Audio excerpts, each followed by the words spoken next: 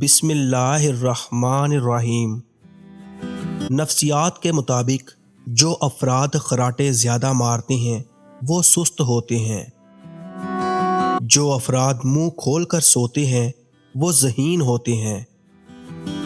آہستہ آہستہ کھانا کھانا انسان کے وزن کو کم کرتا ہے اور بہت سی بیماریوں سے بچاتا ہے۔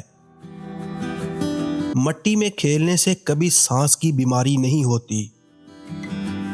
اگر آپ بہت زیادہ کھانا کھاتے ہیں تو آپ کے سننے کی سماعت کم ہو جاتی ہے۔ جب انسان کا دماغ تیز ہوتا ہے تو اسے خواب زیادہ آتے ہیں۔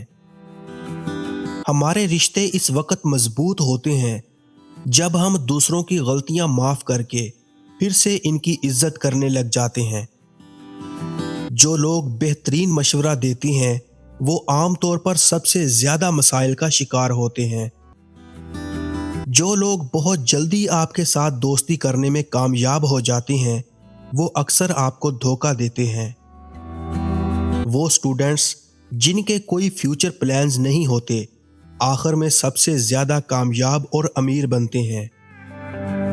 اگر آپ بہت ہنستے ہیں اور وہ بھی فضول باتوں پر تو آپ اندر سے خالی ہیں۔ اگر آپ بہت سوتے ہیں تو آپ اداس ہیں۔ اگر آپ کم بولتے ہیں اور تیز رفتاری سے بولتے ہیں تو آپ بہت گہرے ہیں۔ اگر آپ کو رونا نہیں آتا تو آپ کمزور ہیں۔ اگر آپ بے تحاشا کھاتے ہیں تو آپ پریشان ہیں۔